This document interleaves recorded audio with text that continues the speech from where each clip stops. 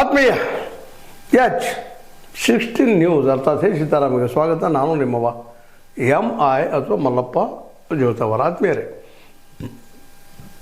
ಈಗಾಗಲೇ ಧರ್ಮಸ್ಥಳದ ಬಗ್ಗೆ ಸಾಕಷ್ಟು ಮಾತಾಡ್ತಾನೆ ಇದ್ದೀವಿ ಮತ್ತು ಮಾತಾಡ್ತಾ ಇದ್ದೀವಿ, ಈಗೂ ಮಾತಾಡ್ತಾ ಇದ್ದೀವಿ. ಮಾತಾಡೋ ಒಂದು ಉದ್ಯೋಗ ಆಗಿ ಹೋಗ್ಬಿಟ್ಟದು.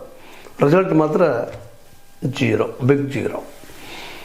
ಅದರಲ್ಲೂ ಮುಖ್ಯವಾಗಿ Balanna, advocate Balanna, supreme court Balanna ವಕೀಲರು ಭಾಳ ಅದ್ಭುತವಾಗಿ ಮಾತಾಡ್ತಾರೆ. ಅದ್ಭುತ ಮಾತಾಡೋದಕ್ಕಿಂತ ವಾಸ್ತವ ಮಾತಾಡ್ತಾರೆ, ಭಾಳ ಮಹತ್ವದ ಅಂದ್ರೆ.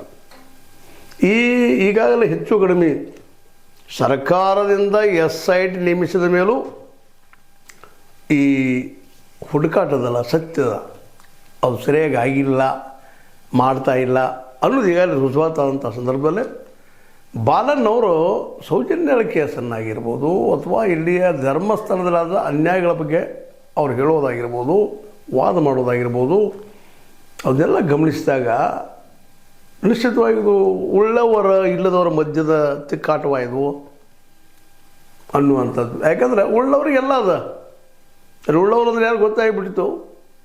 ಈ ಒಂದು ಧರ್ಮಸ್ಥಳವನ್ನು ನಾವು ಕಾಯ್ತೀವಿ, ನಾವೇ ಧರ್ಮಾಧಿಕಾರಿಗಳು, ನಾವೇ ನಡೆದಾಡೋ ದೇವರು ಅನ್ನೋದು ಬಿಂಬಿಸುವಂಥ ವ್ಯಕ್ತಿಗಳು. ಇನ್ನೊಂದು ಕಡೆ ಏನೂ ಇಲ್ಲದಂಥ ಬಡ ಮಧ್ಯಮ ವರ್ಗದ, ಕೆಳ ಮಧ್ಯಮ ವರ್ಗದ ಬಿದ್ದ ಸಮುದಾಯ, ದಲಿತ ಸಮುದಾಯ, ಈ ಧ್ವನಿನೇ